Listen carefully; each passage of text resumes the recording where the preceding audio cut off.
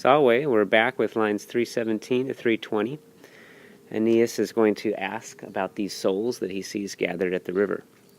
Aeneas miratus enim motusque tumultu dic ait, o Virgo, quid vult concursus ad amnem, quidve petunt animae, vel quo discrimine ripas hae linquunt, illae remis vada livida verunt.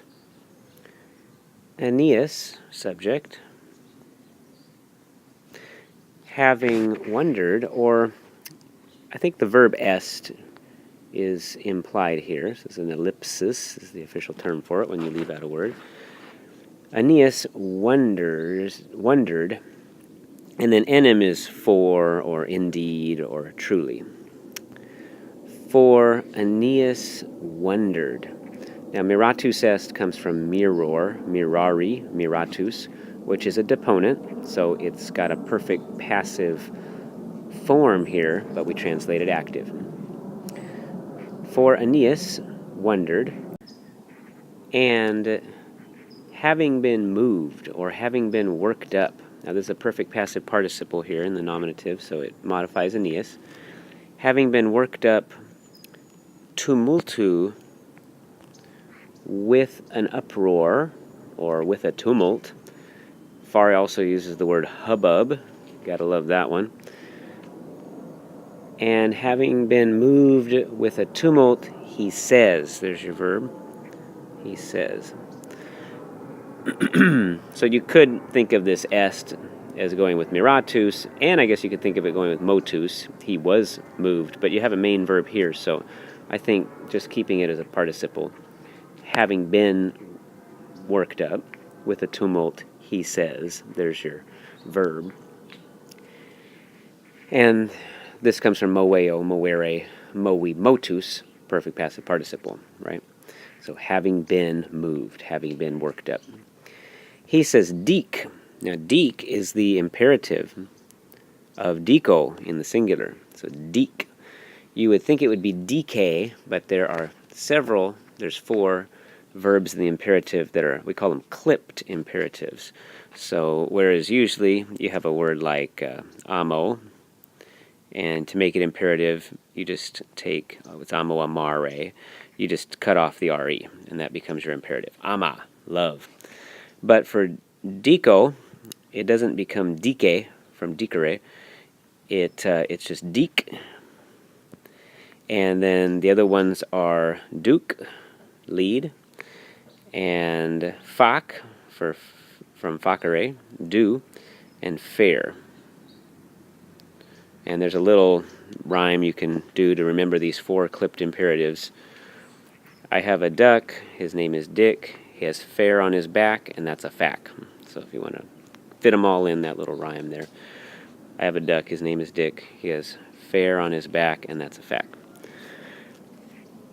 O Virgo, quid vult concursus ad amnem?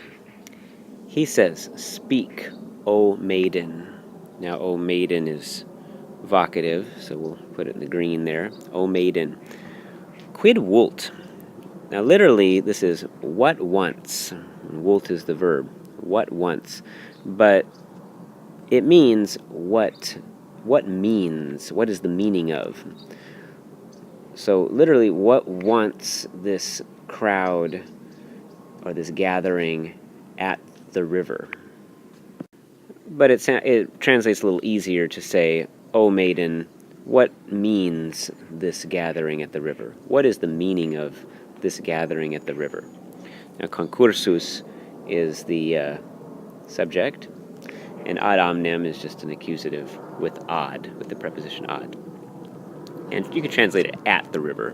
Literally, to the river, but you can translate ad as at also. Quidve petunt animae?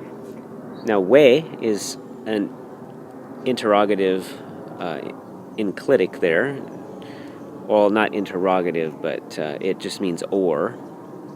So we'll use a little thing here. So that just means or. Here you're going to see well, okay? That also means or. So, or what do these souls petunt seek? Or what do these souls subject petunt seek? And that's the accusative. What do they seek? Why are they there at the river? Well, or, Aeneas just has tons of questions here, or quo discrimine, now that's ablative, with what distinction? With what distinction? Do hai, the subject, hai, and this means hai animae, that we mentioned earlier here, do these souls linquunt, leave behind the ripas, the banks, meaning some souls are there at the bank and then they turn away and walk inland away from the river. They leave behind the banks because they're not allowed to get on the boat, is the understanding. So, or with what distinction do these souls leave from the banks, leave the banks, or leave behind, or forsake the banks? And then you got to put in an et here. Et, so a syndeton, we're missing that. And Eli, and those souls, understood. Eli animae, and those souls, verunt. Verunt means sweep over. The idea is they're sailing over the water. Why do those souls, verunt, sweep over the wada liwida? This means the blue or the deep or dark. Liwida has this like lead-colored, the dark shoals or the dark pools. Just indicates deep water, the dark depths of the water. And they do it remis, with oars. So this is a little interesting information here. We understand that, some of the dead leave behind the shores, and then some of the dead who are allowed to go to the underworld to cross the Acheron, those sweep over the dark waters or deep pools with oars. So they're actually helping Charon pilot his craft over the waters. Charon's not the only one doing it. He has that pole at the beginning, probably just to shove his raft off from the dock or the side of the river. But then the souls help. And we're going to see also that he uses a sail as well. I'll go ahead and read it one more time with some expression and slowly, and you can just think about the meaning as I read it here, now that we've gone over it.